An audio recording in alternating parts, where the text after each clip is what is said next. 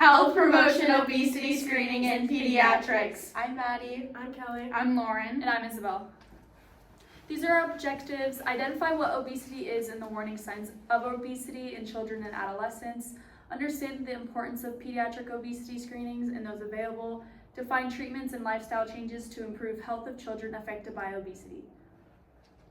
What is obesity? Obesity is defined as the increase in size and amount of fat cells in the body. It's a chronic health condition that raises the risk for heart disease and is linked to many other health problems, including type 2 diabetes and cancer.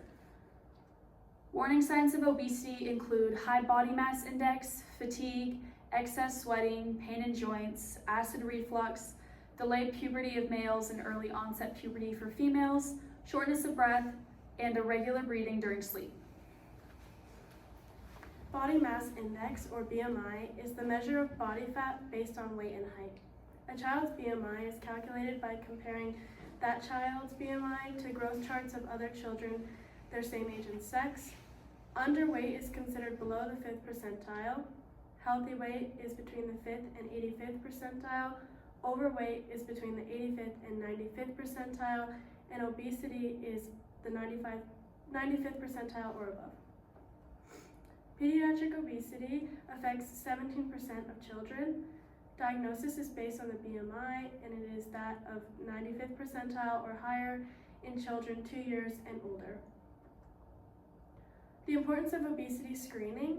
Obesity screening allows providers to identify children in need or at risk for obesity.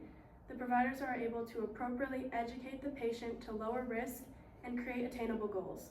The U.S. Preventative Services Task Force recommends that providers screen for obesity beginning at the age of 6. The U.S. Preventative Services Task Force recommends that providers refer children and adolescents 6 years or older with a high body mass index, which is in the 95th percentile, to comprehensive and intensive behavioral interventions. For asymptomatic children who are older than 18 years old and children and adolescents, there is no sufficient evidence to screen for type 2 diabetes and high blood pressure.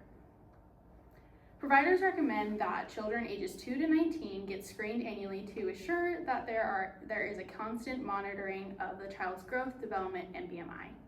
Getting screened annually also helps to maintain the child's mental and physical well-being.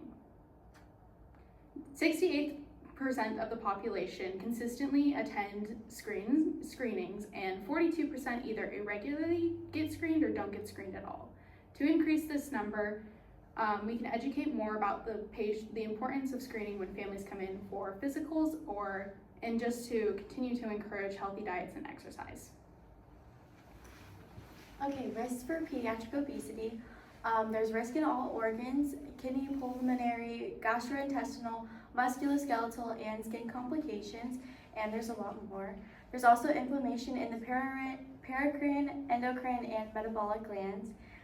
Type 2 diabetes is more at risk for children who are obese, a lot more than type 1.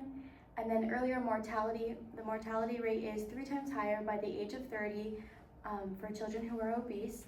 And autoimmune disease, including multiple sclerosis, Crohn's disease, and arthritis. Treatment options. To start with, usually children are put on lifestyle changes like different eating habits and physical activity. Eating habits would include having a well-balanced diet and having a lot of fruits and vegetables. And then physical activity would be being involved in sports or going outside rather than staying home on screens. And then there are also medications or surgeries for weight loss. An example of a medication would be Wegovy.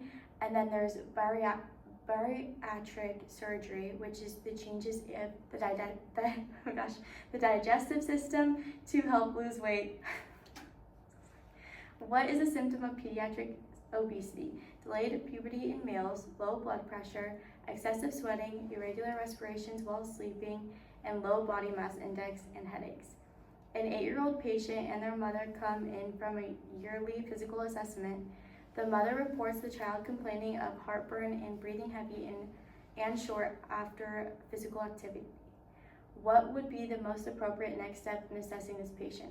Calculate BMI, educate the patient on healthy eating habits, tell the patient they should stop exercising, and then tell the patient's mother to put the patient on a diet, which is not a risk factor of pediatric obesity, chronic inflammation, type 2 diabetes, arthritis, or type 1 diabetes. Thank you so much for listening, and then here are our references.